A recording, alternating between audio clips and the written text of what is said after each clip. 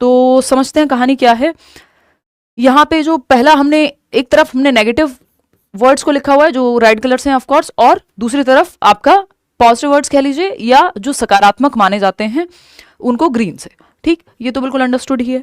तो पहला जो टर्म हम डिस्कस कर रहे हैं वो है स्टैंडर्डाइज्ड या स्टैंडर्डाइजेशन, या फिर इसी को आप यूनिफॉर्म इंस्ट्रक्शन भी आपको लिखा हुआ मिल सकता है ना। तो ये एकदम नेगेटिव है। स्टैंडर्डाइज्ड इंस्ट्रक्शन लिखा हो, स्टैंडर्डाइज्ड असेसमेंट लिखा हो, स्टैंडर्डाइज्ड करिकुलम लिखा हो, यानी मानकीकृत चाहे आकलन हो, मानकीकृत चाहे आपका किसकी हम बात करें इंस्ट्रक्शन यानी अनुदेशन हो, निर्देशन हो, चाहे पाठ्यचर्या हो। बहुत माइन्यूट केसेस में ऐसा हो सकता है कि स्टैंडर्डाइज्ड असेसमेंट को ठीक माना जाए, बट बहुत रेयर केस है वो, अदरवाइज ये नेगेटिव ही चलेगा। ठीक, तो ये एक बात है, इसको हमको अवॉइड करना है, इसके साथ नहीं जाना है। इसका जस्ट ऑपोजिट है फ्लेक्सिबल या डिफरेंशिएटेड इंस्ट्रक्शन, यानी यूनिफॉर्म इंस्ट्रक्शन नहीं। यूनिफॉर्म कपड़ों में अच्छी लगती है, ये बात मैं आपके साथ बहुत बार डिस्कस कर चुकी हूं कि जब आप स्कूल जाते हैं तो सारे बच्चों की यूनिफॉर्म एक जैसी होती है, वो अच्छी बात है। कौन किस घर से आता है, कोई गरीब है, अमीर है, किस जाति, किस समुदाय, किस भाषा को बोलता है, कोई फर्क नहीं पड़ता, सब एक जैसे हैं। यूनिफॉर्म मतलब सेम है सबके लिए, वो जो यूनिफॉर्म स्कूल की होती है। लेकिन टीचिंग मेथड्स में यूनिफॉर्मिटी होना is not the right thing, कि सबको आप वन साइज फिट्स ऑल नहीं कर सकते, सबको एक डंडे से नहीं हाँक सकते, अलग अलग मेथड्स का इस्तेमाल करना है। कुछ बच्चे होंगे जो मुश्किल लगती होंगी, उनको चीजें थोड़ा स्लो सीखते होंगे, उनके लिए अलग मेथड डिफिकल्टी का, दूसरे बच्चे जो जल्दी सीख जाते हैं उनके लिए अलग। तो डिफरेंशिएटेड होनी चाहिए इंस्ट्रक्शन, ना कि स्टैंडर्ड होनी चाहिए। या फिर स्टैंडर्ड का मतलब भी ये सुनने में अच्छा लगता है कि मानकीकृत, बट स्टैंडर्डाइजेशन में इंडिविजुअल डिफरेंसेस, व्यक्तिगत विविधताएं, कि एक बच्चा है जो धीमे सीखता है, दूसरा बच्चा है जिसका इंटरेस्ट किसी और चीज में है, तीसरा बच्चा कोई और भाषा बोलता है, तो व्यक्तिगत विभिन्नताओं का ध्यान नहीं रखा जाता। जहां भी स्टैंडर्डाइजेशन या यूनिफॉर्मिटी की बात आ जाती है वहां सबको हम एक ही रूप से देखते हैं, जबकि सारे बच्चे एक जैसे नहीं हो सकते, नहीं तो रोबोट्स हो जाएंगे। ठीक है ना। तो हमको फ्लेक्सिबिलिटी, और क्योंकि स्टैंडर्डाइजेशन या यूनिफॉर्मिटी किस तरफ लेके जाती है हमें, ये लेके जाती है हमें रिजिडिटी की तरफ, जिसको हम कहते हैं ठोस होना या जिसमें लचीलापन ना हो। हमें जाना है फ्लेक्सिबिलिटी की तरफ। फ्लेक्सिबिलिटी है डिफरेंशिएटेड इंस्ट्रक्शन में, यानी विभेदी अनुदेशन में। क्वेश्चन कर लेते हैं तो आप बेहतर समझ पाएंगे इस चीज को। क्वेश्चन पढ़िएगा, what should be the pedagogical strategies in a classroom with diverse learners. क्योंकि बच्चे की क्लासरूम कैसी होगी, डाइवर्स होगी, यानी ऐसी कक्षा होगी जहां विविध शिक्षार्थी हैं, मल्टीपल तरह के बच्चे हैं, है ना। एक बच्चा है जो एक भाषा बोलता है, दूसरा बच्चा है जो किसी अलग जाति समुदाय से आ सकता है, तीसरा बच्चा है जो वंचित समूह से भी आ रहा होगा। तो हर तरह के बच्चे हैं, डाइवर्सिटी है, विविधता है क्लास में, सब एक जैसे नहीं है। तो कौन सा मेथड या पेडागोजिकल स्ट्रेटजी, बात वही है, पेडागोजिकल स्ट्रेटजी मतलब शैक्षणिक रणनीति बेहतर होगी ऐसी क्लास में जहां विविधता वाले बच्चे हैं। सारे बच्चे वैसे भी सेम नहीं होंगे। रीजनेबल एकोमोडेशन, यानी आपको क्या करना है, उचित समावेशन करना है। एकोमोडेशन बहुत ही प्यारा शब्द है कि आपको एकोमोडेट कर लेना है, एक तरह से इंक्लूड कर लेना है या चेंज कर लेना है अपने मेथड में या स्ट्रेटजीज में। बात तो सही लग रही है। स्टैंडर्डाइज्ड असेसमेंट, मानकीकृत मूल्यांकन, अलग अलग तरह के बच्चे हैं तो एक ही मेथड से मूल्यांकन क्यों करेंगे, स्टैंडर्डाइज्ड असेसमेंट क्यों करेंगे, नहीं करना है। डीकॉन्टेक्चुअलाइज्ड करिकुलम, ये तो एक तो संदर्भीकरण बहुत जरूरी है। डीकॉन्टेक्चुअलाइजेशन का मतलब है कि आप जीवन से नहीं जोड़ रहे हैं, ये अपने आप में एक टर्म है जिसको हम नेगेटिव मानते हैं, आगे डिस्कस करेंगे। फ्लेक्सिबिलिटी इन अप्रोच, फ्लेक्सिबिलिटी लिखा होता तो सही है, ये लिखा है इनफ्लेक्सिबिलिटी, यानी अनम्यता या फिर रिजिडिटी एक तरह से, यानी अप्रोच में या मेथड में कोई परिवर्तन है ही नहीं। तो परिवर्तन या डिफरेंशिएटेड इंस्ट्रक्शन जहां हम देख रहे हैं, यानी विभेदी अनुदेशन के जैसी जरूरत हो, नीड के आधार पे आप इंस्ट्रक्शन या मेथड को चेंज करिए। यह है रीजनेबल एकोमोडेशन में, यानी उचित समावेशन हम हर बच्चे का कर पाए। फ्लेक्सिबिलिटी हो, उचित समावेशन या रीजनेबल एकोमोडेशन में क्या है, फ्लेक्सिबली आप, यानी लचीलापन है, आपके मेथड्स चेंज करते हैं आप आवश्यकता के अनुसार। तो ये एक बात हो गई, क्लियर है होपफुली ये बात। तो हमको ये चीज ध्यान रखनी है कि स्टैंडर्डाइज्ड या मानकीकृत इंस्ट्रक्शन जो है, या यूनिफॉर्म इंस्ट्रक्शन या असेसमेंट करिकुलम, इनको अवॉइड करके फ्लेक्सिबिलिटी या डिफरेंशिएटेड इंस्ट्रक्शन की तरफ जाना है, जहां डिफरेंट इंस्ट्रक्शन के मेथड हो। आते हैं नेक्स्ट क्वेश्चन पे और नेक्स्ट टर्म पे। नेक्स्ट टर्म क्या कहता है भाई, हम 18-20 के करीब ये टर्म्स करेंगे और लगभग जितनी भी इंपॉर्टेंट पेडागोजिकल बातें हैं वो इसमें आ जाएंगी। ठीक है, तो ओनली या फिर सेग्रीगेशन, जहां पे हमें ओनली ऑप्शन की तरफ लेकर के जाए, किसी एक ही तरफ झुका के रखा हुआ है पूरे क्वेश्चन को, पूरी बात को। ओनली या फिर सेग्रीगेशन, यानी ओनली में जनरली सेग्रीगेशन होता ही है, अलगाव होता ही है कि आप एक तरफ ले जाते हैं, कुछ बच्चों को अलग कर दिया है ना, या कुछ ही बच्चों के लिए कुछ स्पेशल करना क्लास में, वो गलत है। वहीं पॉजिटिव टर्म क्या हो जाएगा, इंक्लूसिविटी, यानी इंक्लूजन यानी समावेशन, हर बच्चे को आप समावेशित करके चल रहे हैं, चाहे वो किसी भी भाषा से आता हो, समुदाय से आता हो, पढ़ने में बहुत अच्छा गिफ्टेड हो, चाहे वो एवरेज हो। ठीक, अब क्या है यहाँ पे क्वेश्चन नंबर 2 क्या कहता है, देख लेते हैं। असर्शन है यानी अभिकथन है आपका, जैसे पूछे जाते हैं, only special children benefit from inclusive education.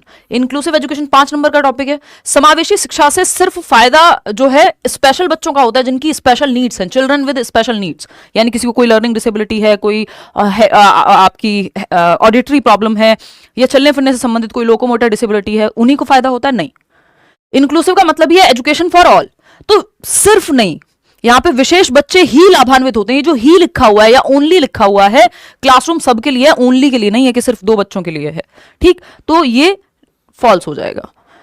Only अपने आप में ही नेगेटिव है। रीजन क्या है? The concept of inclusive education is based on the philosophy of addressing only learners with some impairment. Again same बात कह दी इन्होंने कि जिन बच्चों को कोई भी एक दिव्यांगता है, डिसेबिलिटी है, उन्हीं के लिए है। नहीं, एजुकेशन फॉर ऑल है, इंक्लूसिविटी तो दोनों ही क्या है? नेगेटिव ही हैं, तो बोथ फॉल्स हो जाएंगे यहाँ पे, simple, both A and R are false. आगे बढ़ेंगे तो हमको समावेशन की तरफ जाना है, ना कि अलगाव की तरफ। इसी से एक और शब्द निकल के आता है सोशल एक्सक्लूजन, जिसका जस्ट ऑपोजिट होगा इंक्लूजन, जो कि पॉजिटिव है। एक्सक्लूजन या अलग थलग करना, समाज से एक तरह से बहिष्कृत करना या अलग करना। एक ग्रुप आपने बच्चे का अलग बना दिया, वो बच्चे जो बहुत अच्छे हैं उनको अलग बिठा दिया, बाकी बच्चों को अलग बिठा दिया, ये काम हमें नहीं करना, ये नेगेटिव टर्म है। एक सोशल एक्सक्लूजन नहीं, इंक्लूजन चाहिए हमको, यानी ग्रुप में या बच्चे जितने भी क्लास में हैं उन सबको एक साथ लेकर के चलना है, समावेशन करना है, ना कि सेक्लूजन करना है या एक्सक्लूजन करना है। ये सारे वर्ड्स, सेग्रीगेशन हुआ, सोशल एक्सक्लूजन हुआ, ये आपका सेक्लूजन हुआ, ये नेगेटिव शब्द हैं। ठीक, तो क्वेश्चन है to cater to students from disadvantaged background teachers should practise, यानी अलग अलग जो बच्चे हैं वो आ रहे हैं, और बात हो रही है अलाभान्वित परिप्रेक्ष्य से आ रहे हैं बच्चे, यानी बच्चे जो हैं वो वंचित पृष्ठभूमि से आ रहे हैं, यानी वंचित हैं किसी भी आधार पे। हो सकता है समाज में उनको उस तरह से एक्सेप्टेंस ना मिली हो सकता है आर्थिक रूप से कमजोर हो सकता है कोई डिसेबिलिटी हो, इस आधार पे समाज ने अलग रखा हो। तो डिसएडवांटेज्ड बच्चे को क्या करेंगे हम? सोशल एक्सक्लूजन करेंगे? नहीं, सामाजिक बहिष्कार नहीं करना है हमको, क्या करना है? समावेशन करना है। सोशल मार्जिनलाइजेशन, अगेन वही नेगेटिव वर्ड हो गया कि आपने हाशिए पर रख दिया और उनको अलग थलग कर दिया। स्टैंडर्डाइज्ड करिकुलम अभी पढ़ा ही था कि ये नेगेटिव है, सबके लिए सेम नहीं होगा, मेथड, सिलेबस, सब कुछ उसमें चेंजेस या हर एक बच्चे के लेवल के हिसाब से हो, अलग अलग बच्चों के हिसाब से। ऐसा नहीं है कि आपका सिलेबस हर बच्चे के लिए अलग होता है, बट सिलेबस में हर बच्चे की नीड को ऑलरेडी समाहित करके वो बनाया जाता है। ठीक, डिफरेंशिएटेड करिकुलम में तो सारी ही एक्टिविटीज आ जाती हैं, तो अगर एक बच्चा है जो व्हील चेयर पे, तो उसको भी आप किसी जो भी गेम खिला रहे हैं तो उसको भी इन्वॉल्व कर सकें, ऐसा नहीं है कि सबके लिए सेम मेथड। तो डिफरेंशिएटेड इंस्ट्रक्शन यहाँ अपनाई जाएगी। वो बच्चा जो हाशिए पर है, डिसएडवांटेज ग्रुप से आता है या कोई भी डिसेबिलिटी है, क्योंकि इंक्लूड हमको सबको करना है, क्लास में इंक्लूजन चाहिए, ना कि सोशल एक्सक्लूजन। तो विभेदी अनुदेशन यानी वेरिंग लेवल ऑफ डिफिकल्टी पे पढ़ा पाना, अलग अलग प्रकार के बच्चे हैं, अलग अलग तरह से सिखा पाएं। एक और इंपॉर्टेंट टर्म होता है इंक्लूजन से संबंधित, आईईपी कहते हैं, जिसको मैं रिवाइज करा देती हूँ, इंडिविजुअलाइज्ड एजुकेशन प्लान, व्यक्तिगत शैक्षिक परियोजना या पाठ योजना, जिसमें आप स्पेशल बच्चों की नीड को ध्यान में रखते हुए, इंडिविजुअल नीड को ध्यान में रखते हुए अलग अलग लेसन प्लानिंग बनाते हैं या प्लान करते हैं। आते हैं आगे, रिजिडिटी, ये तो बहुत ही कॉमन है, जमानों भर से आ ही रहा है कि रिजिड नहीं होना है आपको अपनी अप्रोच में, यानी अनम्य नहीं होना है, ठोस नहीं होना है, जिसमें कोई परिवर्तन संभव ना हो, फ्लेक्सिबल होना है। तो जहां रिजिडिटी लिखा हो उससे दूर भाग जाना है। अप्रोच कैसी रखनी है? लचीलापन रख रहे हैं अप्रोच में, जहां मेथड में जरूरत हो चेंज की, जहां एनवायरमेंट में जरूरत हो चेंज कर देना है ना। फ्लेक्सिबिलिटी होनी चाहिए, एक तरीका काम नहीं कर रहा दूसरा तरीका अपनाएंगे। रिजिडिटी है बस एक ही ढंग है और उसमें भी बदलाव की गुंजाइश ही नहीं है, ठीक है ना, तो वो नहीं होना चाहिए। समझते हैं कहानी क्या है। क्वेश्चन है typical identifying characteristics of creative children include. देखिए क्रिएटिविटी है मतलब कुछ नया करना, और नया करना रिजिडिटी से बिल्कुल दूर है। अगर आप एक ही तरीके पर अटके हैं तो नया कभी नहीं कर पाएंगे। ठीक, तो रचनात्मक बच्चों की विशिष्ट पहचान विशेषताओं में शामिल है। जो रचनात्मक बच्चे हैं उनकी क्या विशेषताएं होती हैं ये पहचानना है क्रिएटिव बच्चों की। रिजिडिटी होगी आइडियाज में, अगर रिजिड होंगे एक ही तरह से सोचेंगे तो नए आइडियाज आएंगे नहीं, तो ऐसा तो संभव नहीं है। फिर आता है हाई टॉलरेंस फॉर बोर्डम, यानी बोर्डम के लिए उनमें बहुत सहिष्णुता होती है, यानी बोर हो सकते हैं वो, तो फिर कुछ नया सोचेंगे कि नहीं सोचेंगे। कोई कह रहा है वीडियो रुक रहा है, यहां से तो ठीक चल रहा है भाई। फ्लेक्सिबिलिटी इन थॉट, हाँ फ्लेक्सिबिलिटी होगी उनके थॉट में। कन्वर्जेंट थिंकिंग नहीं, कन्वर्जेंट थिंकिंग इंटेलिजेंस से जुड़ी हुई है, लास्ट क्लास में ही हमने डिस्कस किया था, वो जो 100 क्वेश्चन जब किए थे याद कीजिए आप, है ना। हमको ओपन एंडेड थॉट चाहिए, दिशाओं में सोच पाए। फ्लेक्सिबिलिटी जो है एक हाई टॉलरेंस फॉर बोर्डम नहीं, अगर ये बोर होते रहेंगे तो फिर तो कुछ नया प्लान ही नहीं करेंगे। तो विचारों में लचीलापन ज्यादा बेहतर है बाकी ऑप्शंस के मुकाबले। तो रिजिडिटी नहीं, लचीलापन चाहिए, मल्टीपल तरह के सोच, डाइवर्जेंट थिंकिंग, दिशाओं में सोच पाना, open ended thought, out of the box thinking, brainstorming, ये सबसे जुड़ा हुआ है आपका क्रिएटिविटी, रिजिड होने से नहीं। नेक्स्ट है रोट लर्निंग, इससे हमको बचना ही होता है कि एक है रट्टाफिकेशन, तो रटंत विद्या चलंत नहीं, तो ये नेगेटिव है, और दूसरा है अर्थपूर्ण अधिगम, जिसकी बात प्याजे, वाइगॉस्की, ब्रूनर ये सब करते हैं। तो मीनिंगफुल लर्निंग जहां पे है वो पॉजिटिव है। और अगर हम बात करते हैं रोट लर्निंग की, रटंत विद्या की, आपके रटकर सीखने की, तो वो नेगेटिव है, उससे आपको बच्चे को बचाना है। आपका पूरा करिकुलम जो है वो रटने से बचाने के लिए ही है। वीडियो क्लियर नहीं है मैम, बफरिंग, आज ये शिकायत काफ़ी लोग कर रहे हैं, बट यहाँ से तो चीज़ें ठीक ही हैं भाई, है ना, यहाँ से चीज़ें एकदम ठीक हैं। तो आप लोग अपने वाला इंटरनेट चेक कर लें। चलिए, तो अगर हम देखें रोट लर्निंग, रट के सीखना नहीं, मीनिंगफुल लर्निंग यस, अर्थपूर्ण अधिगम। मीनिंगफुल लर्निंग कब होगी? जब आपने रियल लाइफ से जोड़ दिया, बच्चे के वास्तविक जीवन से जोड़ दिया। तो रियल लाइफ से जोड़ दीजिए, वास्तविक जीवन से जोड़ दीजिए, तो अधिगम अच्छा हो जाएगा। Meaningful learning involves what? Provisions of reward and punishment. Reward और पनिशमेंट आपके पूरे सिलेबस में सीटेट के अपने आप में ही नेगेटिव वर्ड्स हैं। आपको रिवॉर्ड और पनिशमेंट यानी दंड और पुरस्कार के लालच या दंड के डर से सिखाना नहीं है, वो एक बहुत अच्छा तरीका नहीं है, उसमें बच्चा रटेगा ही, है ना। सेकेंड ऑप्शन है opportunities to interact with each other, यानी एक दूसरे के साथ बातचीत करने के अवसर देना। अब देखो, ये एक अच्छी बात है कि अपॉर्चुनिटी मिल रही है, अवसर देना एक अच्छी बात है, एक दूसरे से बच्चा इंटरेक्ट कर रहा है, बच्चा एक्टिव है, reflections on learning how to learn, यानी सीखने के तरीके पर विचार करना कि कैसे सीखा जा सकता है, इस पे बच्चा सोच रहा है, हाँ मीनिंगफुल लर्निंग है, ठीक है ना।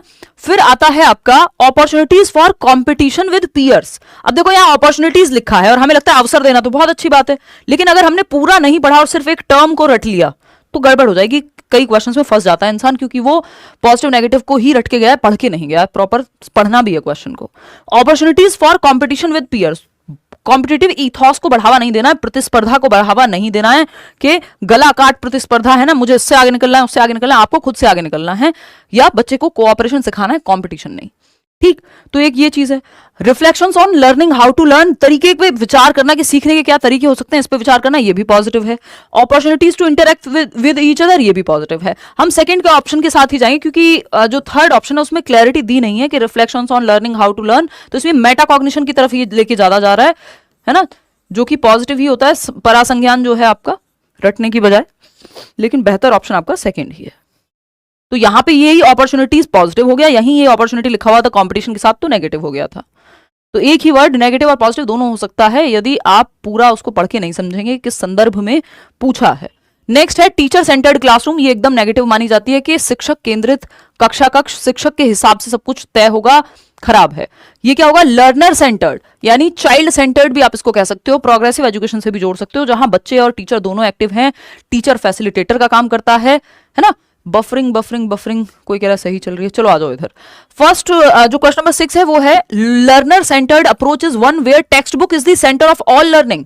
देखिए लर्नर सेंटर्ड नहीं कहलाएगी ये कक्षा जहां पाठ्यपुस्तक सेंटर में है, लर्नर होना चाहिए सेंटर में, यानी बच्चा होना चाहिए सेंटर में, चाइल्ड होना चाहिए सेंटर में, ना कि पाठ्यपुस्तक। पाठ्यपुस्तक कई सारे रिसोर्सेज में वन ऑफ द रिसोर्स है, ओनली रिसोर्स नहीं है, तो ये तो हो गया गलत।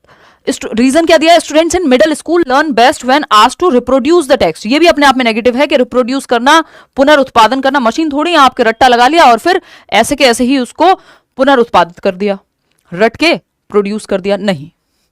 चलिए, तो both A and R are true, नहीं, दोनों ही गलत हैं, both A and R false. चलिए, तो इसमें हमें एक चीज का ध्यान रखना है कि टीचर सेंटर्ड नहीं, हमको चाहिए लर्नर सेंटर्ड, ना कि टेक्स्ट बुक या टीचर सेंटर्ड, जिसको हम चाइल्ड सेंटर्ड भी कह सकते हैं। स्टिमुलस रिस्पांस जहां आपको दिख जाए ये तो नेगेटिव ही है, इसको डिस्करेज करना लिखा हो कि हतोत्साहित करो इसके प्रयोग को, तब ये सही हो सकता है।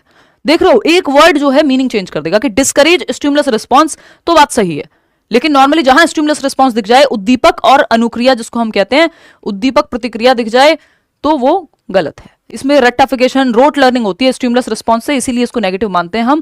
को कंस्ट्रक्शन जहां है, इसका ऑपोजिट है को कंस्ट्रक्शन, यानी साथ में मिलकर के ज्ञान की रचना कर रहे हैं बच्चे, कंस्ट्रक्ट कर रहे हैं नॉलेज को, जैसे एक बिल्डिंग को कंस्ट्रक्ट करते हैं वैसे वो ज्ञान को रचित कर रहे हैं, मतलब रचना कर रहे हैं ज्ञान की। क्वेश्चन नंबर 7 देखिएगा, in a socio constructivist classroom learning is what.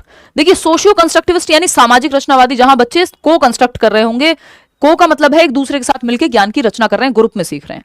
तो बात तो सही है, वाइगॉस्की यही कहते हैं, ज्ञान की रचना करना। और कंस्ट्रक्टिविज्म कहता है कि टीचर क्या है, फैसिलिटेटर है, बच्चा भी एक्टिव रहेगा। तो permanent measurable change in behaviour, ये तो व्यवहारवाद कहता है। Is a process of co construction, हाँ ये बात पॉजिटिव है। Happens by pairing of stimulus response, तो जहां आ गया वो नेगेटिव ही है कि उद्दीपक और प्रतिक्रिया को जोड़ दो, कि उद्दीपक हो सकता है आपके लिए मार्क्स हो सकते हैं, उद्दीपक हो सकता है कि आपको तेज आवाज नहीं सुनना पसंद, टीचर की डांट नहीं खाना पसंद, तो आप इसलिए रिस्पॉन्स दे रहे हैं यानी पढ़ रहे हैं, तो ये तो करना ही नहीं है। Takes place when the students, या रिवॉर्ड मिलेगा तो वो स्टिमुलस हो सकता है, रिस्पॉन्स है आपका पढ़ाई करना क्योंकि रिवॉर्ड मिलेगा, ये नहीं करना है। Takes place when the students are offered positive reinforcement, ये रीइंफोर्समेंट हुआ, स्टिमुलस रिस्पॉन्स हुआ, इनसे बचना है पूरे पेपर में कहीं भी ये दिख जाए तो। Second option is the right answer. को कंस्ट्रक्ट करना है यानी ज्ञान की रचना करानी है, बच्चे ग्रुप में सीख पाए हेल्पफुल तरीके से, एक दूसरे को हेल्प करके बेसिकली। क्वेश्चन नंबर 8 देखिएगा, और टर्म भी है 8। फियरफुल एनवायरमेंट, आपको भय मुक्त वातावरण चाहिए, भयपूर्ण या भय से भरपूर वातावरण नहीं चाहिए। कॉन्ड्यूसिव एनवायरमेंट चाहिए, यानी ऐसा एनवायरमेंट जो समृद्ध हो। समृद्ध मतलब बच्चे के अंदर जो पोटेंशियल है उसको बाहर निकाल करके लाए, बच्चा जहां अपनी बात कह पा रहा हो। तो कैसा एनवायरमेंट चाहिए आपको, कॉन्ड्यूसिव एनवायरमेंट चाहिए, ना कि फियरफुल एनवायरमेंट। तो डैश शुड बी, तो फियरफुल एनवायरमेंट एक नेगेटिव टर्म हो गया, वहीं conducive environment of course positive ही है। ठीक, dash should be the basis for a conducive classroom environment for learning, यानी क्या आधार होना चाहिए एक समृद्ध कक्षा के वातावरण का, यानी वो कक्षा जो बेहतर है, पॉजिटिव है। डैश अधिगम के लिए उचित कक्षा वातावरण का आधार होना चाहिए क्या, पहला ऑप्शन है principles of conditioning. Conditioning, reinforcement, punishment, stimulus, response, ये चारों शब्द जहां दिख जाएं इनसे बचना है। क्लियरली मैं एक बार और मेंशन कर देती हूं ये बात कि हमको जहां पूरे पेपर में क्या दिख रहा है, कंडीशनिंग दिख रही है, मान लीजिए, है ना, क्या दिख रही है, कंडीशनिंग, अनुबंधन कहते हैं जिसको हम हिंदी में, कंडीशनिंग हो गई, रिवॉर्ड, पनिशमेंट यानी दंड और पुरस्कार, इन सबसे बचना है। ये हम स्कूल में यूज करते हुए दिखते हैं बट इनको यूज नहीं करना है। और क्या होगा, स्टिमुलस, रिस्पॉन्स, ये ऐसे शब्द हैं जहां दिख जाएं इनसे बचना ही है, ये नेगेटिव हैं। इनके आगे अगर ये लिखा हो कि इनको डिस्करेज करना है या यूज नहीं करना है तभी ये पॉजिटिव संभव है इनका पॉजिटिव होना, अदरवाइज ये नेगेटिव है। ठीक, तो कोऑपरेशन, कंपटीशन अगेन नेगेटिव ही है। कोऑपरेशन चाहिए हमको, इंडिविजुअलिज्म नहीं, यहाँ पे हमको कोलैबोरेशन चाहिए, यानी सहयोग और सहकारात्मकता के साथ बच्चे सीख रहे हैं, एक दूसरे की मदद करके। सेग्रीगेट नहीं करना है, बच्चे पे ठप्पा नहीं लगाना, लेबल करना अपने आप में नेगेटिव है, एक्सक्लूजन में ही आ जाएगा जो हमने अभी शुरुआत में पढ़ा था। तो एनवायरमेंट फियरफुल नहीं होना चाहिए, भय मुक्त होना चाहिए, कॉन्ड्यूसिव होना चाहिए, फ्रेंडली होना चाहिए। देखिएगा नेक्स्ट, ये तो आप जानते ही हैं कि एक्सट्रिंसिक मोटिवेशन को हम नेगेटिव देखते हैं, यानी बच्चे में अगर आपको अभिप्रेरणा या मोटिवेशन भरनी ही है। मोटिवेशन क्या एक प्रक्रिया है जिसके माध्यम से आप किसी काम को शुरू करते हैं, आप मोटिवेटेड होंगे, अच्छा सीटेट करना ही है तो किसी काम को आप शुरू करते हैं, फिर बनाए रखते हैं और फिर अचीव करते हैं उस उद्देश्य को। ये सारी प्रक्रिया मोटिवेशन में ही आती है। मोटिवेशन 2 प्रकार की होती है, एक्सट्रिंसिक और इंट्रिंसिक। एक्सट्रिंसिक को हम बहुत पॉजिटिव नहीं मानते, हमें बच्चे में आंतरिक अभिप्रेरणा भरनी है, इंटरनल मोटिवेशन भी कह सकते हो आप इसको, इंट्रिंसिक मोटिवेशन। तो ये बेहतर है, क्यों, क्योंकि इसका रीजन अंदर है। ये क्यूरियोसिटी हो सकता है कि जिज्ञासा के लिए बच्चा सीख रहा है, learning for the sake of learning, Joy of learning के लिए सीख रहा है, एंजॉय करता है किसी चीज को, जैसे गिटार बजाना, पढ़ना, किसी चीज को जानना, तो वो इंटरनल है। तो इंटरनल मोटिवेशन जागृत करना पॉजिटिव बात है। इंट्रिंसिक मोटिवेशन जहां है वो पॉजिटिव है, एक्सट्रिंसिक मोटिवेशन या एक्सटर्नल मोटिवेशन नेगेटिव टर्म है। क्वेश्चन है, intrinsic motivation amongst students can be increased by, आंतरिक अभिप्रेरणा को बढ़ाएंगे कैसे। पहला ऑप्शन है ऑफरिंग मटेरियलिस्टिक रिवॉर्ड। देखिए रिवॉर्ड अभी हमने डिस्कस किया था, नेगेटिव वर्ड है। नेगेटिव रीइंफोर्समेंट अपने आप में नेगेटिव वर्ड है, पनिशमेंट अपने आप में नेगेटिव है। बचता क्या है, एक ही ऑप्शन है, focusing on the Joy of learning, यानी सीखने की खुशी पे या आनंद पे, कि सीखने से जो आनंद मिलेगा उसको एंजॉय करना, यानी रीजन इसमें अंदर है। जहां भी रीजन बाहर है इसका मतलब बाहरी अभिप्रेरणा या एक्सटर्नल मोटिवेशन की बात वहां हो रही है। ठीक है बात, आगे बढ़ेंगे। नेक्स्ट पॉइंट क्या है, एंटिटी व्यू या फिक्स्ड एबिलिटी। ये पिछले कई सालों से आ रहा है और बहुत ही महत्वपूर्ण हो गया समय के साथ। देखते हैं एंटिटी या फिक्स्ड एबिलिटी व्यू की जब हम बात कर रहे हैं, एंटिटी व्यू या फिक्स्ड एबिलिटी यानी जो क्षमता है आपकी, एबिलिटी है वो फिक्स होती है, यानी उसको बढ़ाया नहीं जा सकता। तो एक बच्चा जो फेल हो रहा है वो तो फेल ही होगा क्योंकि क्षमता बढ़ाई नहीं जा सकती। ये गलत है, नेगेटिव है, ये एकदम बिल्कुल क्रॉस वाली बात है, यानी इसको हम एक नेगेटिव टर्म की तरह देखेंगे, वहीं इंक्रीमेंटल व्यू जो है उसको पॉजिटिव टर्म की तरह देखा जाएगा कि एंटिटी का जो व्यू है, सॉरी एबिलिटी का जो व्यू है उसको हम एंटिटी नहीं मान रहे हैं, यानी फिक्स नहीं मान रहे हैं कि एक प्रोडक्ट नहीं है, रिजिड नहीं है, फिक्स्ड नहीं है, क्या है, इंक्रीमेंटल है। यानी अगर हम सीखना चाहें तो हमारी क्षमता बढ़ सकती है, इंक्रीमेंटल व्यू ये कहता है। और इंक्रीमेंटल व्यू क्या है, एक पॉजिटिव टर्म की तरह काम करता है कि एबिलिटी को बढ़ाया जा सकता है, ये मानना है आपको। तो teacher should encourage children to think of ability as, ability को हमको क्या मानना है, इंक्रीमेंटल मानना है, यानी उसमें परिवर्तन संभव है, इंक्रीमेंट संभव है, बढ़ोतरी संभव है, क्षमता को बढ़ाया जा सकता है यदि बच्चा सीखे, मेहनत करे। एंड फेलियर एज व्हाट, तो इंक्रीमेंटल ढूंढ लो, फिक्स तो है नहीं, एबिलिटी फिक्स है तो फिर तो कोई कुछ कर ही नहीं सकता, जितना मिल गया उतनी क्षमता रहेगी, अब तो पढ़ना लिखना सब छोड़ दो, फिर नहीं। इंक्रीमेंटल है और शेमफुल और ह्यूमिलिएटिंग होना चाहिए एनवायरमेंट। फेलियर को ऐसे देखा जाना चाहिए कि यदि फेल हो गए तो बहुत शर्मनाक बात है, नहीं। यहां पे हम एबिलिटी को इंक्रीमेंटल देख रहे हैं कि क्षमता को बढ़ाया जा सकता है, और फेलियर को हम एक अपॉर्चुनिटी के रूप में देख रहे हैं कि अभी भी इंप्रूवमेंट का स्कोप है, यानी सुधार के अवसर के रूप में देखना फेलियर को, ऐसे हमको लेके चलना है। ठीक, आगे बढ़ेंगे नेक्स्ट क्वेश्चन पे। नेक्स्ट क्वेश्चन क्या है भाई, या नेक्स्ट टर्म क्या है, डीकॉन्टेक्चुअलाइजेशन, जिसको हम एक नेगेटिव टर्म मानते हैं, यानी गैर संदर्भीकरण बोलते हैं हिंदी में, और दूसरी तरफ है आपका कॉन्टेक्चुअलाइजेशन या फिर संदर्भीकरण। कॉन्टेक्चुअलाइजेशन या संदर्भीकरण, यानी संदर्भ से, जीवन से जोड़ दो, बच्चे की लाइफ से कनेक्ट कर दो। जिस भी चीज को आप पढ़ा रहे हैं तो एक परिभाषा को भी आप जैसे ही उदाहरण से जोड़ देते हैं, संदर्भ से जोड़ देते हैं, तो वो समझ में आने लगती है। वहीं डीकॉन्टेक्चुअलाइजेशन, जैसे ही कॉन्टेक्स्ट के सामने ये डी लग जाए मतलब नेगेटिव हो गया टर्म, यानी आप जीवन से नहीं जोड़ रहे हैं, रटवा रहे हैं, रोट लर्निंग की तरफ ले जाएगा। तो dash would be a contributing factor for children's academic failure, बच्चे फेल होते हैं असफल होने की या विफल होने के लिए कौन सा एक ऑप्शन जिम्मेदार है, कि उनको पढ़ाया नहीं जा रहा मीनिंगफुल तरीके से, या गैर संदर्भीकरण हो रहा है, सिर्फ रटवाया जा रहा है, तो ये एक फैक्टर हो सकता है। कोलैबोरेटिव लर्निंग तो पॉजिटिव टर्म है कि सब साथ में मिलकर ग्रुप में सीख रहे हैं। इंक्लूसिव क्लासरूम पॉजिटिव है। डीकॉन्टेक्चुअलाइज्ड करिकुलम, यानी संदर्भ में नहीं हम पढ़ा रहे, जो आपका करिकुलम है, पाठ्यचर्या है, जो भी एक्टिविटीज हो रही हैं, वो बच्चे के संदर्भ से, उसके जीवन से नहीं जोड़ पा रही है, उसका कोई संदर्भ ही नहीं है, बस रटवाया जा रहा है, तो ये कारण हो सकता है बच्चे के फेलियर का, कि उसको समझ में ही नहीं आ रही चीजें। मीनिंगफुल लर्निंग तो पॉजिटिव है, तो third option is the right answer. आगे बढ़ेंगे, नेक्स्ट 12th टर्म है आपका स्टैंडर्डाइज्ड, और दूसरी तरफ है कल्चरली रिस्पॉन्सिव। अब स्टैंडर्डाइज्ड को कई तरीकों से इस्तेमाल किया जा सकता है, एक एक करके देख लेते हैं। टीजीटी का एग्जाम होगा कब, कुछ भी नहीं कह सकते इन एग्जाम्स को लेके अभी, देखिएगा।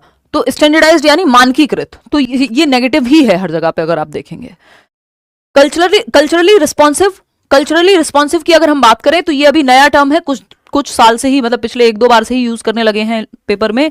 तो कल्चरली रिस्पॉन्सिव का मतलब है डाइवर्स होनी चाहिए क्लासरूम, और आप अलग अलग तरीके से सिखा पाए, है ना। तो बच्चे मल्टीपल बैकग्राउंड से आ रहे होंगे, तो आप हर एक बच्चे को इंक्लूडेड फील करा पाए। रिस्पॉन्सिव है आपकी टीचिंग, आप अपने बायसेस पे नहीं चलते हैं, ठीक। तो अगर हम देखें स्टैंडर्डाइज्ड यानी मानकीकृत, तो इसको इग्नोर करना है। यहाँ पे असर्शन क्या है, classroom pedagogy should be culturally responsive, यानी मेथड्स आपके कैसे होने चाहिए, सांस्कृतिक पृष्ठभूमि, विविध सांस्कृतिक पृष्ठभूमि को ध्यान में रखें, जहां अलग अलग भाषाएं, अलग अलग कपड़े, अलग अलग त्योहार मनाने वाले बच्चे हैं, उनको लेकर के जिम्मेदार आपके मेथड में परिवर्तन संभव है। बात तो सही है कि बच्चे की अलग अलग बच्चों की डाइवर्स नीड्स को आप कल्चरल बैकग्राउंड्स को शामिल कर पाएं, पॉजिटिव है ये तो, कल्चरली रिस्पॉन्सिव होना। Equity in classroom can be ensured only through, देखो एक तो ये ओनली आ जाए जहां, और स्टैंडर्डाइज्ड करिकुलम दोनों ही नेगेटिव हैं भाई, आपको डिफरेंशिएटेड करिकुलम या मल्टीपल वेज फ्लेक्सिबल करिकुलम अपनाना पड़ेगा। तो A is true but R is false. Culturally responsive में मल्टीपल वेज अपनाने पड़ेंगे, ना कि एक ही तरीका या एक ही मेथड से आप सबको पढ़ाएंगे। नेक्स्ट टर्म है आपका इक्विटी और इक्वालिटी, जिसको हम पॉजिटिव मानते हैं। समता, इसमें पैरिटी भी लिख सकते हैं, समता या बराबरी। और वहीं अगर हम बात बायस की कर रहे हैं, यानी कि अगर हम बात पक्षपात की कर रहे हैं, तो ये नेगेटिव है, क्योंकि इसमें इनइक्वालिटी शामिल होती है। किसी भी एक तरफ आप झुके हुए हैं तभी बायस कहा जा रहा है आपको, कि आप बायस्ड हैं किसी भी एक तरफ। वहीं इक्विटी और इक्वालिटी की जब हम बात कर रहे हैं, तो इक्विटी है समता, यानी नीड के अकॉर्डिंग समझना, या एटलीस्ट बराबरी रख पाना जहां जरूरत हो, ठीक।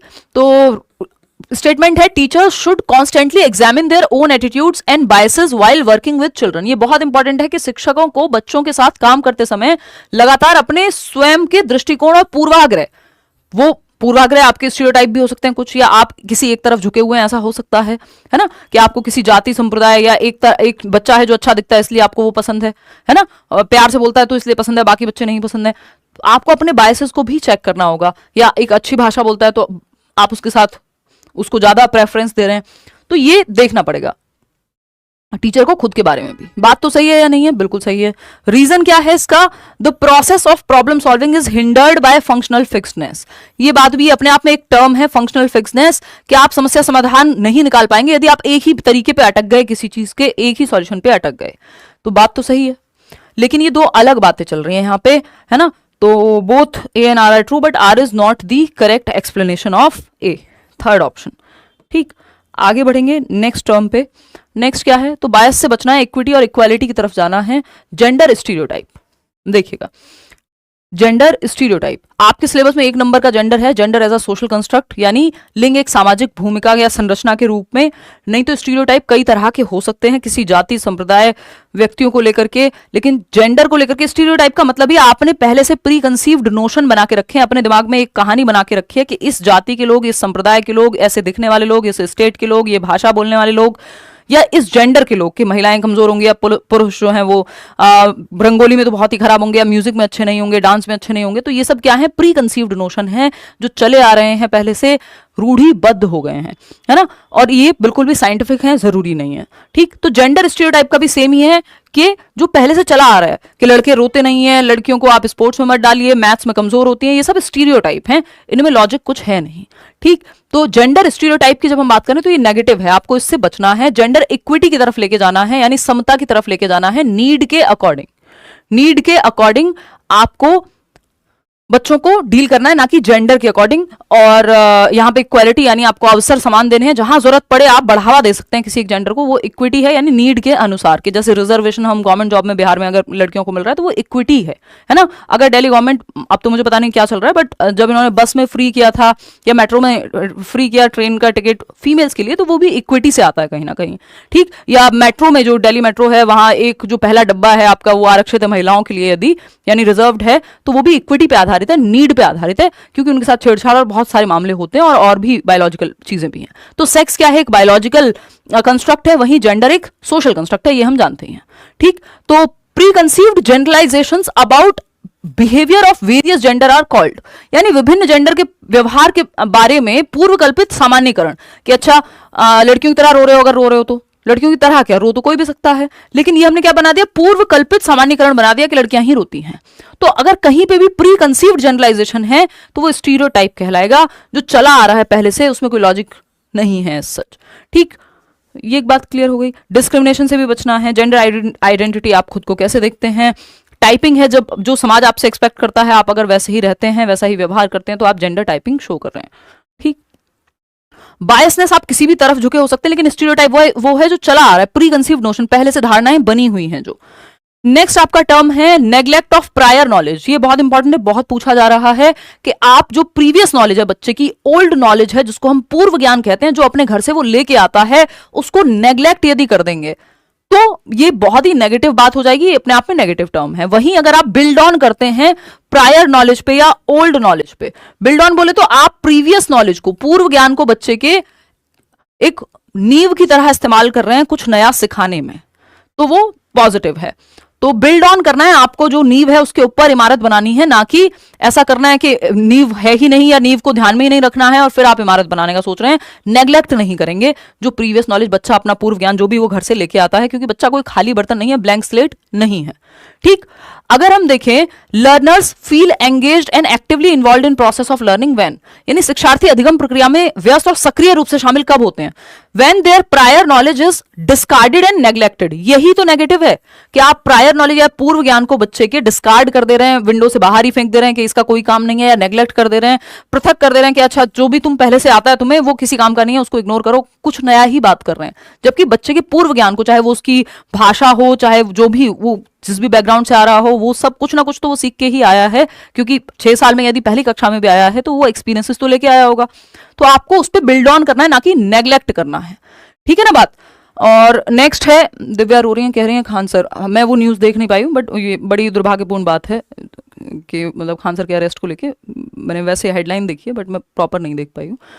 देखो नेक्स्ट है activities are related to their context, यानी गतिविधियां उनके संदर्भ से संबंधित होती हैं, क्योंकि क्लास थी अभी। गतिविधियां उनके संदर्भ से संबंधित होती है, यानी activities are related to the context, यानी जो एक्टिविटीज हैं वो संदर्भ से यानी जीवन से जोड़ करके, एक सिचुएशन से जोड़ करके आप सिखाइए। चलो ठीक है। Focus on learning is repetition and memorisation, रटना जहां पे आ जाएगा ये रटन विद्या से संबंधित है कि बार बार ड्रिल, रेपिटेशन, मेमोराइजेशन ये नेगेटिव वर्ड हैं।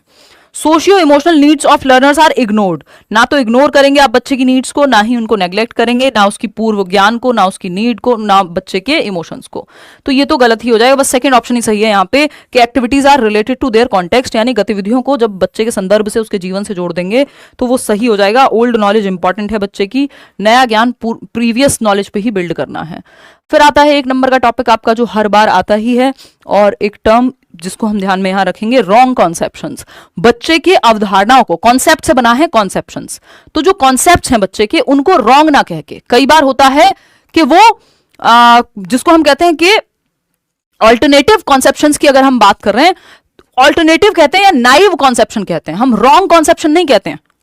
रॉन्ग का मतलब है कि बच्चे ने गलत अवधारणाएं बना ली, जबकि बच्चे ने अपने अनुभव के आधार पे सहज रूप से इंट्यूशन के बेस पे क्या बनाए हैं, अपने कुछ कॉन्सेप्ट बनाए कि उसको लगता है पानी का रंग तो हरा होता है क्योंकि उसने तालाब में तो पानी हरे रंग का देखा था। लेकिन साइंटिफिकली ये बात सही नहीं है तो ये रॉन्ग, लेकिन इसको रॉन्ग कहते नहीं है हम, क्योंकि बच्चे ने अपने अनुभव के आधार पर बनाया है। तो हम इसको नाइव कॉन्सेप्शन कहते हैं या ऑल्टरनेटिव कॉन्सेप्शन कहते हैं कि ये ऑल्टरनेट तरीका है सोचने का, ये एक दूसरा तरीका है जैसे वो अपने अनुभव के आधार पर देखता है। जैसे वो क्वेश्चन आता है कि एक बच्चा है, उसको लगता है कि जो दूध है वो मदर डेयरी से या मिल्क बूथ से आता है क्योंकि उसके अनुभव पर आधारित है। ये बात साइंटिफिकली ऑफकोर्स ट्रू नहीं है, लॉजिकली ट्रू नहीं है, बट वो उसको उसके अनुभव के आधार पर, तो ऑल्टरनेटिव कॉन्सेप्शंस या मिसकॉन्सेप्शंस या नाइव कॉन्सेप्शंस कहते हैं इनको, ना कि रॉन्ग कॉन्सेप्शन कहते हैं, है ना। तो रॉन्ग कॉन्सेप्शन कहना अपने आप में एक नेगेटिव टर्म है। नाइव कॉन्सेप्शन यानी उसके अनुभव पे अभी उसको उतना ही अनुभव है, उस हिसाब से उसने बताया है। मिसकॉन्सेप्शन कह सकते हो, है ना, कि ये जो है अभी अवधारणाएं जो है वो लॉजिकली या साइंटिफिकली सही नहीं है, या फिर आप ऑल्टरनेटिव कॉन्सेप्शन कह सकते हो।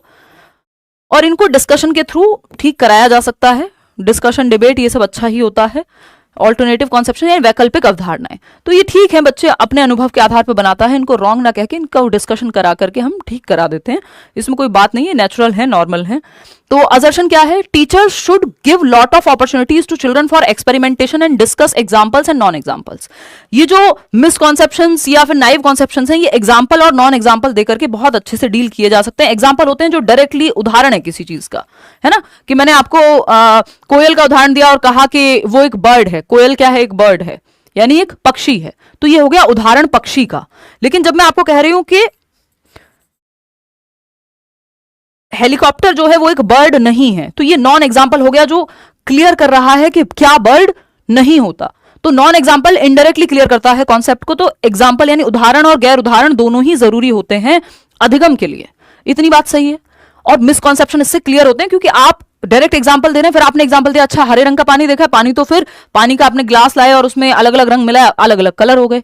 तो एग्जाम्पल और नॉन एग्जाम्पल जब आप दोनों देते हैं तो मिसकॉन्सेप्शन क्लियर होते हैं बच्चे की, ठीक है ना। तो ये बात क्लियर है। देखिए, तो ये बात तो सही है कि आपको एग्जाम्पल और नॉन एग्जाम्पल, एग्जाम्पल वो जो डायरेक्टली किसी कॉन्सेप्ट को क्लियर करें, नॉन एग्जाम्पल जो उसके अराउंड आपको क्लैरिटी और दें, किसी टॉपिक को समझने में क्लैरिटी दें। रीजन क्या है, constructive way of dealing with misconceptions in children is to provide counter examples. हाँ ठीक है कि आप अगर जैसे विपरीत उदाहरण अभी आपने दिए, डिस्कस किया कि अच्छा ये फिर तो पानी के रंग कई तरह के हो सकते हैं, डिस्कशन, डिबेट, ये सब होगा, बात सही है, फर्स्ट ऑप्शन सही हो जाएगा। आगे बढ़ेंगे तो रॉन्ग कॉन्सेप्शन ना कह के ऑल्टरनेटिव कह रहे हैं हम। ये भी बहुत इंपॉर्टेंट है जो नेक्स्ट टर्म है कि लर्निंग हो, डेवलपमेंट हो, सोशलाइजेशन, सामाजिकरण हो, अधिगम हो, विकास हो, इनको आप प्रोडक्ट की तरह ना देख के प्रोसेस की तरह देखते हैं, लीनियर ना देख के, रेखीय ना देख करके। हम क्या कहते हैं इसको, स्पाइरल या वर्तुलाकार कहते हैं। इंपॉर्टेंट है, समझते हैं एक एक करके।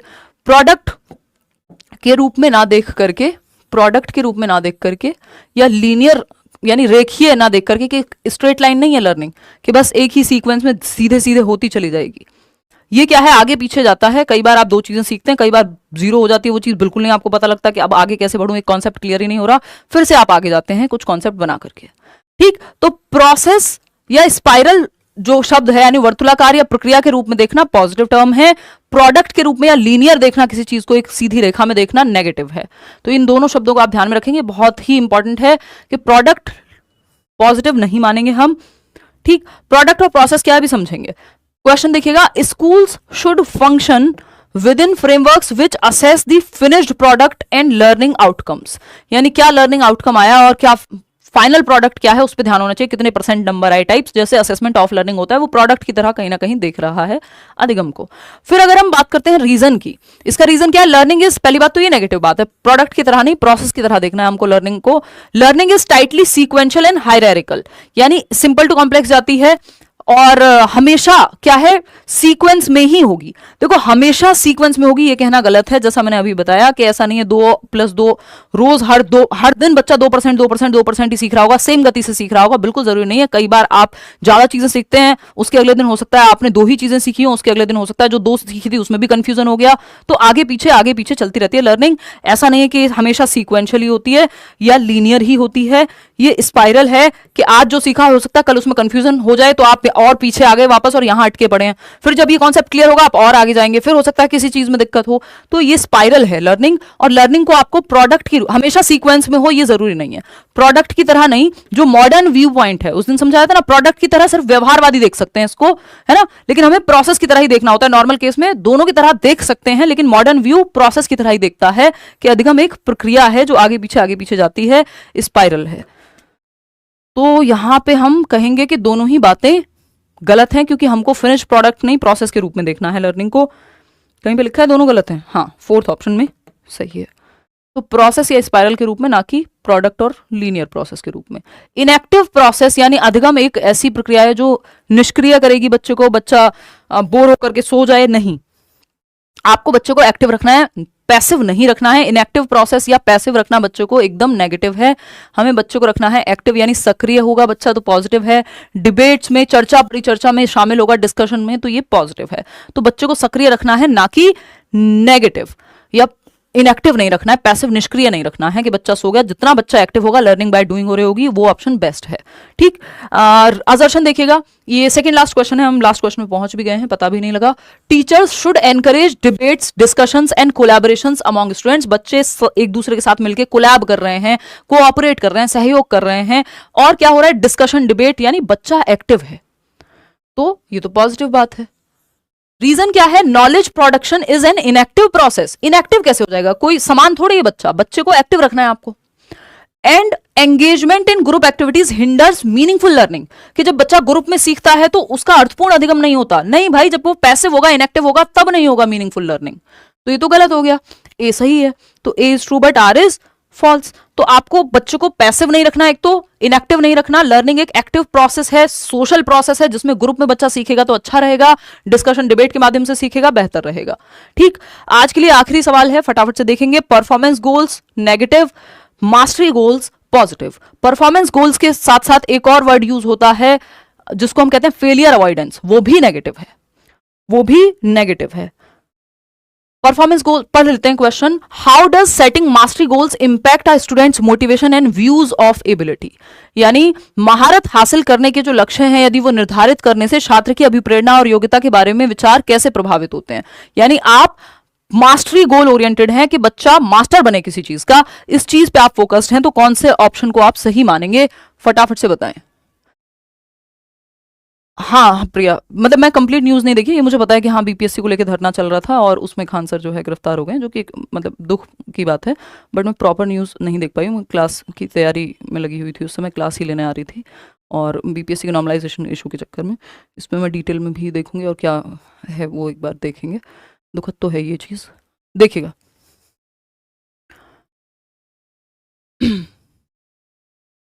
चलिए बहुत बढ़िया, क्या कह रहे हैं और बताओ। ओके, आपसे अच्छा कोई नहीं समझा सकता सीडीपी, अच्छा धन्यवाद। हाँ तो इतने साल हो गए, अब तो बहुत सारे लोग जो है देख देख के ही समझाने लगे हैं। लेट्स लर्न सही। देखिए, तो अगर हम बात करें परफॉर्मेंस गोल्स, यानी जिसको हम कह रहे हैं लक्ष्य निर्धारित, अब यहां देखना है how does setting mastery goals impact students motivation and views of ability, यानी आप एबिलिटी को कैसे देखते हैं ये निर्धारित होगा मास्टरी गोल से। मास्टरी गोल में क्या है, आपको यह है कि आपको हर एक चीज का मास्टर बनना है, सब कुछ जानना है, सीख सकते हैं आप। तो मास्टरी गोल्स कैसे देखेंगे, एबिलिटी व्यू को इंक्रीमेंटल के रूप में, कि आपको हर चीज सीख लेनी है, जैसे वो रणछोड़ दास रेंचो था किसमें, 3 इडियट्स मूवी में। तो ये एबिलिटी को इंक्रीमेंटल देखेंगे। और मास्टरी ओरिएंटेशन से क्या आएगी, इंटरनल मोटिवेशन आएगी, क्योंकि आपका रीजन बाहर नहीं है सीखने का, आंतरिक अभिप्रेरणा अपने आप आ जाएगी। जब आपको नंबर के लिए नहीं पढ़ रहे हैं, आपको सारे टॉपिक आने चाहिए, मजा आता है आपको सीखने में, तो इंटरनल मोटिवेशन बढ़ेगी और इंक्रीमेंटल देखेगी। ये एबिलिटी का जो व्यू है वो आपका इंक्रीमेंटल होगा। वहीं बाकी दोनों में एंटिटी व्यू है एक तरह से, या फिर एबिलिटी को ये लोग, हाँ एंटिटी व्यू है, और दूसरा एक्सटर्नल मोटिवेशन है कि या तो नंबर के लिए पढ़ रहे हैं या फेल ना हो जाए इसलिए पढ़ रहे हैं, तो एक्सटर्नल हो गई मोटिवेशन क्योंकि रीजन बाहर है। If it often implies enhanced intrinsic motivation and belief in the entity view of ability. Entity view, अगर एंटिटी व्यू का मतलब फिक्स्ड मान लिया आपने, और फिक्स्ड नहीं फ्लेक्सिबल मानना है आपको चीजों को, यही हम पूरे सेशन में डिस्कस करते हुए आ रहे हैं। एंटिटी व्यू मतलब एबिलिटी फिक्स है, अब आपके नंबर बढ़ के नहीं आ सकते क्योंकि क्षमता तो बढ़ाई नहीं जा सकती, क्षमता तो फिक्स होती है। तो फिर अगर ये मान लिया आपने, तो मास्टरी ओरिएंटेशन में ऐसा नहीं होता, फिर आप मास्टर कैसे बनेंगे किसी चीज के, यदि आपने ये मान लिया है तो कि आप सीख ही नहीं सकते, फिक्स है जितना आता है। It often employs enhanced intrinsic motivation, यही बात हम अभी कर रहे थे, आंतरिक अभिप्रेरणा बढ़ेगी क्योंकि आपको मजा आएगा सीखने में, क्योंकि सीखने के लिए सीख रहे हैं आप, learning for the sake of learning. And belief in the incremental view of ability, यही बात अभी हमने की। It often implies enhanced extrinsic, नहीं मास्टरी ओरिएंटेशन में रीजन बाहर नहीं है, वो रेंचो को डिग्री भी नहीं मिली थी, कुछ नहीं मिला था, लेकिन वो सीख रहा था, तो इसमें एक्सटर्नल नहीं है, रीजन इंटरनल है क्योंकि उसको सीखने में मजा आ रहा था। It often implies enhanced extrinsic motivation and belief in the incremental view, external नहीं है मोटिवेशन, इसमें इंटरनल होगी क्योंकि आप नंबर के लिए नहीं पढ़ रहे हैं, आप जॉय ऑफ लर्निंग के लिए पढ़ रहे हैं, आपको चीजें जाननी है इसलिए पढ़ रहे हैं। बात सही है। तो सेकंड ऑप्शन यहां बेस्ट है कि आपको इंक्रीमेंटल व्यू को बढ़ाना है, और कैसे बढ़ाएंगे, मास्टरी ओरिएंटेशन से। और एनहेंस्ड मोटिवेशन होगी क्योंकि इंक्रीमेंटल व्यू की तरह आप देख रहे हैं एबिलिटी को, कि यानी बढ़ाया जा सकता है क्षमता को यदि पढ़ाया जाए, मतलब पढ़ा जाए या सीखा जाए तो परफॉर्मेंस गोल्स रखना नेगेटिव हो गया, मास्टरी गोल्स रखना पॉजिटिव है। ठीक, अब ये अचीवमेंट ओरिएंटेशन के अंदर आता है, ये 3 प्रकार के होते हैं, जहां से आप देख सकते हैं। ये क्वेश्चंस आपके आज के लिए इतने ही हुए हैं, 19 में से कितने ठीक हुए वो आप बता दीजिएगा कमेंट में। बट ये टर्म्स जो हैं, एक बार ये पीडीएफ भी मैं इसका शेयर कर दूंगी टेलीग्राम चैनल पे, तो एक बार इसको 2-4 बार देख जरूर लीजिएगा कि कैसे ये प्रयोग हुए हैं, और इंपॉर्टेंट टर्म्स हैं जो सबसे ज्यादा पूछे जाते हैं रिपीटेडली। नहीं तो टर्म्स तो कितने भी निकाल सकते हैं हम लोग, पेपर में समय कम है तो लिमिटेड और इंपॉर्टेंट चीजें कर रहे हैं। अचीवमेंट गोल ओरिएंटेशन देख लेते हैं, यानी आपका गोल का ओरिएंटेशन कहां है, सेंटर कहां है किसी चीज को करने का, केंद्र क्या है, रीजन क्या है, वाय क्या है बेसिकली। ठीक, तो इसमें 3 प्रकार के होते हैं ये ओरिएंटेशन। निपुणता उन्मुखीकरण यानी मास्टरी ओरिएंटेशन, जो इंटरनल मोटिवेशन को बढ़ावा देगा, और इंक्रीमेंटल व्यू यानी क्षमता को बढ़ाया जा सकता है, इस व्यू पॉइंट से देखता है। ठीक, मास्टरी ओरिएंटेशन, रेंचो का एग्जांपल ये बहुत बार दे चुकी हूं मैं, 3 इडियट मूवी से उठा लीजिए आप, इसमें क्या है, मास्टर बनना था सब कुछ, वो एक्सेलेंस के पीछे भागो सक्सेस अपने आप पीछे आएगी टाइप्स। तो मास्टरी ओरिएंटेशन में रीजन बाहर नहीं है, इंटरनल मोटिवेशन है। फेलियर अवॉइडेंस में ये राजू रस्तोगी था, रोता रहता था बेचारा, बहुत दुखी था कि बस फेल ना हो जाऊं किसी तरह से, 90 नंबर आ जाए सीटेट में, मतलब राजू के नहीं आपके। परफॉर्मेंस अप्रोच है, ये चतुर जो था, जो चमत्कार को बलात्कार और पता नहीं क्या क्या बोल रहा था, मतलब रट्टाफिकेशन, बिल्कुल रोट लर्निंग पे आधारित था, तो इसको बस फर्स्ट आना है, कुछ भी करके नंबर आ जाए, ये भी एक नेगेटिव तरीका है, इसीलिए इसको हम नेगेटिव टर्म कह रहे हैं। फेलियर अवॉइडेंस भी नेगेटिव ही है, कि आप फेलियर से बचने के लिए, यानी रीजन बाहर है, एक्सटर्नल मोटिवेशन है इन दोनों ही केसेस में, कि फेलियर का डर है कि डांट पड़ेगी, शादी हो जाएगी, इसलिए आप पढ़ रहे हैं। कई लोगों के लिए चीजें भी काम करती हैं, बट अगर हम बात करें परफॉर्मेंस अप्रोच की, तो रट के आए कैसे भी आए नंबर आने चाहिए, ये परफॉर्मेंस अप्रोच है। यहाँ पे एक्सटर्नल बाहरी अभिप्रेरणा काम करती है, और यहां अगर हम बात करें मास्टरी ओरिएंटेशन की, तो यहाँ इंटरनल मोटिवेशन काम करती है और इंक्रीमेंटल व्यू काम करता है कि आपकी क्षमता बढ़ सकती है। तो ये हुई एक बात। डिस्क्रिप्शन बॉक्स में आपको लिंक मिल जाएगा टेलीग्राम चैनल का, वहां जाकर के आप एक तो वो जो शॉर्ट नोट्स हैं, अभी अपडेट तो नहीं हो पाए इस बार, कोशिश तो अब मैं क्या ही कमेंट करूं, बट जो प्रीवियस नोट्स भी हैं वो भी आप एक बार पढ़ लेंगे।